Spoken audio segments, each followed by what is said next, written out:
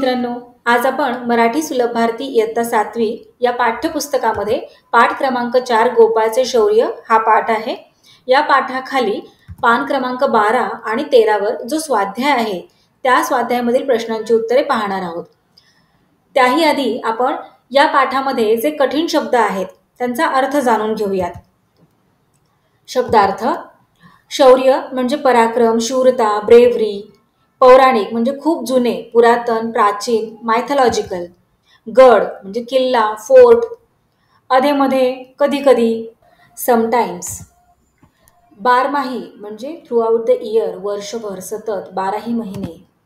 झुळझुळणे म्हणजे संथ वाहणे, रिपलिंग, फ्लोईंग जेंटली. तीरांवरील म्हणजे काठांवरील, ऑन द रिव्हर बँक्स. मोसमी म्हणजे हंगामी, सीझनल. फळभार म्हणजे एकत्र फळांचे वजन, फ्रूट लोड. लदबदलेली म्हणजे लगडलेली. संभाषण म्हणजे संवाद, कन्व्हर्सेशन. भव्य म्हणजे विस्तीर्ण, वास्ट, ग्रँड, खूप मोठे. सूर्यास्त संध्याकाळ जेव्हा सनसेट होत असतो, सूर्यास्त म्हणजे सनसेट. वणवा मोठी आग, फॉरेस्ट फायर. नाहक उगाचच. नाहक म्हणजे काय? उगाचच, अननेसेसरीली, फॉर नो रिझन. उद्देश म्हणजे हेतू, उद्दिष्ट, ऑब्जेक्टिव्ह. मंदावला म्हणजे कमी होणे, कमी झाला, स्लो डाऊन. वक्तव्यावर म्हणजे बोलण्यावर. नेक्स्ट आहे दरडावून म्हणजे रागावून, टॉकिंग अँग्रीली. नाइलाजाने म्हणजे इलाज नसल्याने, उपाय सरल्याने, हेल्पलेसली, विदाउट एनी ऑप्शन. परीघ म्हणजे वर्तुळाचा गोलाकार, सर्कम्फरन्स. सर्कलचा सर्कम्फरन्स त्याला काय म्हणतात? परीघ. प्रयत्न म्हणजे प्रयत्न, एफर्ट्स. पोशिंदे म्हणजे पोसणारे, पालन करणारे, सपोर्टर. गृहस्थ माणूस, जेंटलमॅन. न्याहाळला म्हणजे नीट पाहिला, लुक्ड क्लोजली. संभाषण म्हणजे संवाद, कन्व्हर्सेशन. चौफेर म्हणजे चोहीकडे, ऑल अराउंड. ऊर्जा म्हणजे शक्ती, बळ, एनर्जी. आता आपण स्वाध्यायामधील प्रश्नांची उत्तरे पाहूयात. पहिला प्रश्न आहे, खालील प्रश्नांची 1 ते 2 वाक्यांत उत्तरे लिहा. कर्णागड कुठे वसलेला आहे? नागपूर जिल्ह्यातील नरखेड तालुक्यातील मोहदी या गावापासून 8 ते 10 किलोमीटर अंतरावर कर्णागड वसलेला आहे. गाडी थांबवा असे गोपाळ का ओरडला? उत्तर: गाडी थांबवा असे गोपाळ ओरडला कारण घाटाच्या खालच्या बाजूला आग म्हणजेच वणवा आग लागली होती व ती आग आपण विझवलीच पाहिजे असा विचार गोपाळच्या मनात आला. पुढील प्रश्न आहे, गोपाळने आग विझवण्यासाठी काय केले? उत्तर: गोपाळने गाडीतून उडी मारून धावतच जाऊन वाटेलगतच्या शेतातील नदीवरून सुरू असलेला पाण्याने भरलेला रबरी पाईप सर्व शक्तीनिशी ओढायला सुरुवात केली व तो आगीच्या दिशेने ओढत आणला. आग वेळेवर विझली नसती तर कोणते नुकसान झाले असते?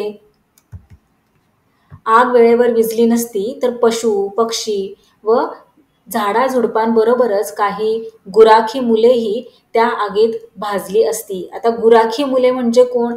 जे मुलं गुरे चरण्यासाठी आणत असतात त्यांना गुराखी असे म्हणतात. जर आग वेळेत विझली नसती तर काय काय झालं असतं? तर पशु, पक्षी, झाडे झुडपे तसेच काही गुराखी मुलेही त्या आगीत होरपळून निघाले असते, भाजली असती. प्रश्न दुसरा, कोण कोणास म्हणाले ते सांगा. अरे वेड्या, ही जंगलाची आग आपण कशी काय विझवू शकतो? शिक्षक गोपाळला म्हणाले, माणसं असो का जनावरं, त्यांना वाचवलंच पाहिजे ना. असं कोण म्हणालं? गोपाळ म्हणाला की नाही? गोपाळ गुराख्याकडे पाहून सर्वांना म्हणाला, पण साहेब हे कसं शक्य आहे? मला तर हा वेडेपणाच वाटतो. कोण म्हणालं हे वाक्य? शिक्षक दुसऱ्या गाडीतील गृहस्थाला म्हणाले. प्रश्न तिसरा, गोपाळचा कोणता गुण तुम्हाला आवडला? का ते लिहा. तर गोपाळने इतके धाडस दाखवले, बरोबर, आणि शौर्याचे काम केले, त्यामुळे जंगलाची आग थांबली. मग या सगळ्या गोष्टीवरून तुम्हाला गोपाळचा कोणता गुण आवडतो आणि तो गुण का आवडतो ते सांगायचे आहे. उत्तर, गोपाळचे शौर्य व प्रसंगावधान हे गुण आम्हाला आवडले, कारण गोपाळने धाडस दाखवून गाडीतून उडी मारली नसती तर तो वणवा म्हणजे ती आग सगळीकडे पसरला असता. त्यात अनेक झाडे जळून खाक झाली असती. झाडांबरोबर पशु पक्षी व गुराख्यांचेही प्राण वाचले नसते. चर्चा करा, सांगा. नैसर्गिक आपत्ती व मानवनिर्मित आपत्ती म्हणजे काय? सांगा बरं. नैसर्गिक आपत्ती आणि मानवनिर्मित आपत्ती म्हणजे काय? आता इथे नावातच आहे. आपत्ती म्हणजे काय? संकट. मग नैसर्गिक संकट कोणते आणि मानवनिर्मित म्हणजे मानवाने तयार केलेले संकट कोणते? चला उत्तर पाहूयात. नैसर्गिक आपत्ती म्हणजे निसर्गातील घटकांमध्ये उलथापालथ होऊन जी संकटजन्य परिस्थिती येते त्यास नैसर्गिक आपत्ती म्हणतात. मानवनिर्मित आपत्ती म्हणजे काय? माणूस आपल्या चुकांमुळे जे संकट ओढावून घेतो त्यास मानवनिर्मित आपत्ती असे म्हणतात. पुढील प्रश्न आहे, नैसर्गिक व मानवनिर्मित आपत्ती कोणत्या त्यांची यादी करा.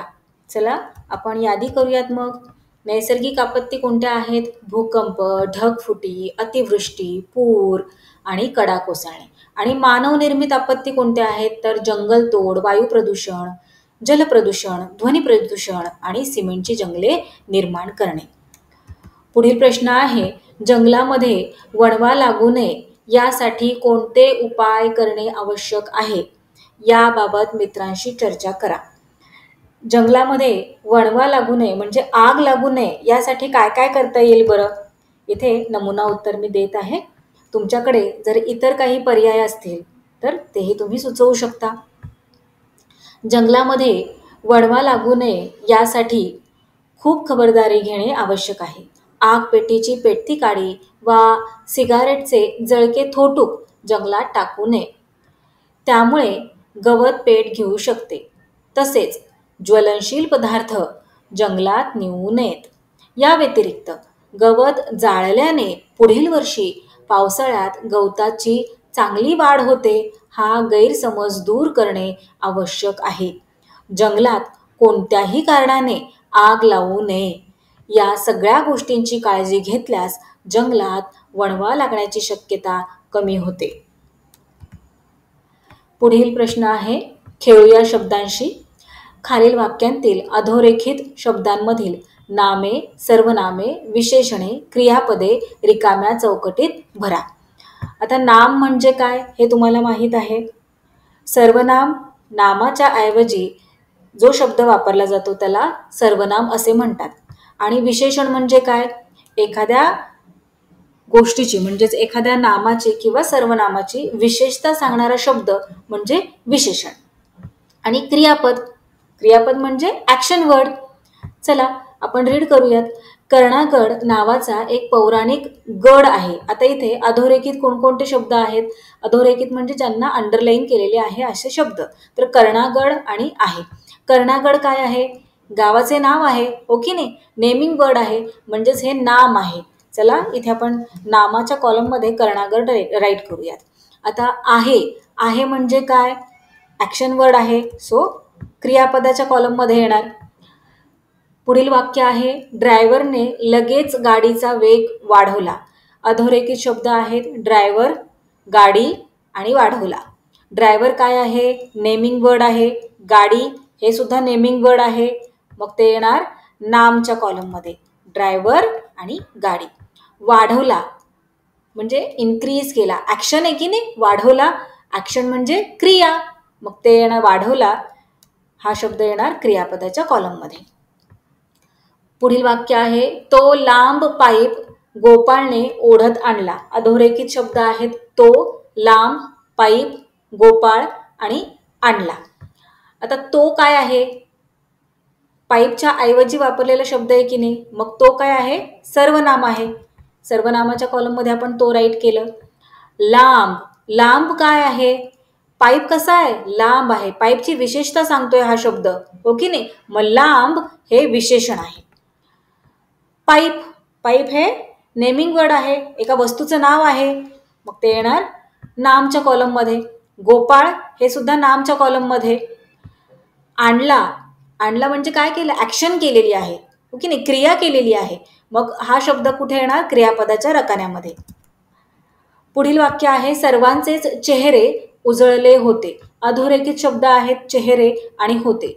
चेहरा हा शब्द काय आहे, नाम, सर्वनाम, विशेषण की क्रियापद. चेहरा म्हणजे नाम आहे, हो की नाही, मग येणार नामच्या कॉलममध्ये. होते, होते काय आहे, क्रिया आहे की नाही, ऍक्शन वर्ड आहे, सो होते येणार क्रियापदाच्या कॉलममध्ये. पुढील प्रश्न पाहूयात. आ, कंसात दिलेले शब्द योग्य ठिकाणी भरून वाक्ये पूर्ण करा. सचिन तेंडुलकरच्या यशस्वी फलंदाजीचे अनेक डॅश साक्षीदार आहेत. अकल्पित, कौतुकास्पद, प्रत्यक्षदर्शी, पोशिंदा. वाक्य काय आहे, सचिन तेंडुलकरच्या यशस्वी फलंदाजीचे अनेक काय येणार, साक्षीदार. कसे साक्षीदार, प्रत्यक्षदर्शी, हो की नाही, जे त्यांनी स्वतःच्या डोळ्यांनी पाहिलेले असे प्रत्यक्षदर्शी. इथे येणार प्रत्यक्षदर्शी साक्षीदार आहेत. भुज येथे घडलेली भूकंपाची घटना डॅश होती. अकल्पित, कौतुकास्पद, प्रत्यक्षदर्शी तर झालेलं आहे आपलं पोशिंदा. आता इथे कौतुकास्पद म्हणजे कौतुक करण्यासारखं, हो की नाही, आणि अकल्पित म्हणजे ज्याची कल्पनाही केली नाही. व भुज येथे घडलेली भूकंपाची घटना ही अकल्पित होती. शेतकऱ्याला भारताचा डॅश म्हणतात.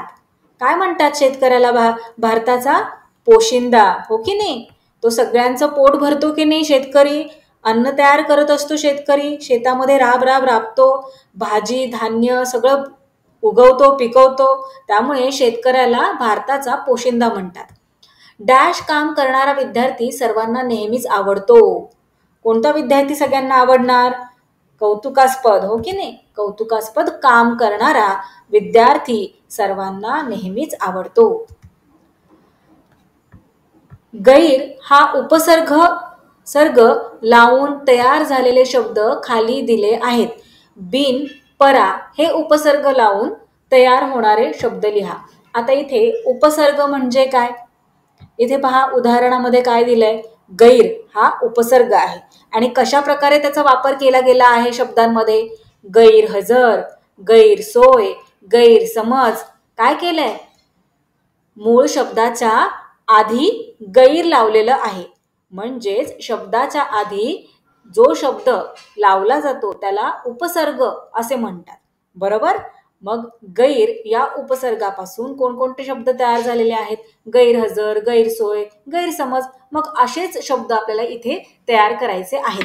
बिन हा उपसर्ग लावून मग कोणकोणते शब्द तयार होणार, हे पहा, बिनधास्त, हो की नाही, धास्त या शब्दाच्या आधी आपण बिन हा उपसर्ग लावला, त्यापासून बिनधास्त हा नवीन शब्द तयार झाला. तसेच बिन दिक्कत, दिक्कत या शब्दाच्या आधी आपण बिन हा उपसर्ग लावून बिन दिक्कत हा नवीन शब्द तयार केलेला आहे. त्याचप्रमाणे बिन बोभाट, बोभाट हा शब्द मुख्य शब्द आणि त्याच्या आधी उपसर्ग लावला आपण बिन, त्यापासून नवीन शब्द तयार झालेला आहे बिन बोभाट. आता परा उपसर्ग लावून शब्द तयार करायचे आहेत. पराकाष्ठा, पराभव, परावलंबी.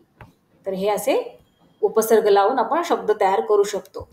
चला पुढील प्रश्न पाहूयात. खालील वाक्यांतील क्रियाविशेषण अव्यय अधोरेखित करा. आता इथे खाली हे काही वाक्य दिलेले आहेत. या वाक्यांमध्ये जे क्रियाविशेषण अव्यय आहे त्याला आपल्याला अंडरलाईन करायला सांगितलेली आहे. मग त्याआधी आपण समजून घेऊयात की क्रियाविशेषण अव्यय म्हणजे काय. मराठी वाक्यांमधील क्रियापदाने दर्शविलेल्या क्रियेबद्दल अधिक माहिती सांगणाऱ्या शब्दाला क्रियाविशेषण अव्यय असे म्हणतात. लक्षात घ्या, क्रियापदाने दर्शवलेल्या क्रियेबद्दल अधिक माहिती सांगणाऱ्या शब्दाला क्रियाविशेषण असं म्हणतात. उदाहरणासह समजून घेऊयात. राजेश वारंवार आजारी पडतो. या वाक्यामध्ये आजारी पडण्याच्या क्रियेबद्दल अधिक माहिती सांगितली आहे की नाही. तो आजारी कसा पडतो, तर वारंवार आजारी पडतो, हो की नाही. आजारी पडणे ही क्रिया आहे या वाक्यामध्ये. मग या क्रियेबद्दल अधिक माहिती कोणता शब्द देतोय? तो कसा आजारी पडतो? तर वारंवार आजारी पडतो. आलं लक्षात क्रियाविशेषण अव्यय म्हणजे काय? चला आता आपण सोडवूयात. इथे काय काय सांगितलंय ते. माझे हसणे क्षणोक्षणी वाढतच गेले. आता या वाक्यामध्ये क्रिया कोणती आहे? वाढतच गेले, हो की नाही? मग कसे वाढत गेले हसणे? तर क्षणोक्षणी. इथे क्षणोक्षणी येणार क्रियाविशेषण अव्यय. मंदा लिहिताना नेहमी चुका करते. आता इथे क्रिया कोणती आहे? तर चुका करणे. कशा चुका करते? तर नेहमी, हो की नाही? सो चुका करणे या क्रियेबद्दल अधिक माहिती सांगणारा शब्द काय आहे? क्रियाविशेषण अव्यय. आईने आशाला 100दा बजावले. बजावणे ही क्रिया आहे या वाक्यामध्ये. कितीदा बजावले? 100दा बजावले, हो की नाही? मग क्रियाविशेषण अव्यय येणार 100दा. सभोवार दाट झाडी होती. आता या वाक्यामध्ये क्रिया काय आहे? तर होती, हो की नाही? कुठे होती? तर सभोवार होती. सभोवार येणार क्रियाविशेषण अव्यय. कंसात दिलेली क्रियाविशेषण अव्यय वापरून खालील वाक्ये पूर्ण करा. डॅश वाहतुकीची साधने कमी होती. समोरून सगळीकडे पूर्वी घटाघट. कोणता शब्द येणार इथे? तर पूर्वी. पूर्वी वाहतुकीची साधने कमी होती. मी डॅश पाणी प्यायलो. इथे क्रिया कोणती आहे? प्यायलो. कसे पाणी प्यायलो? घटाघट. मला आई डॅश येताना दिसली. येताना दिसली. कुठून येताना दिसली? कशी दिसली? हो की नाही? समोरून येताना दिसली. डॅश हिरवेगार गवत उगवले होते. इथे कोणतं येणार उत्तर? तर सगळीकडे. सगळीकडे हिरवेगार गवत उगवले होते. इथे स्वाध्याय आपला पूर्ण झालेला आहे. So that's all for today. We will meet again in our next video. Till then keep learning, keep enjoying. Bye bye.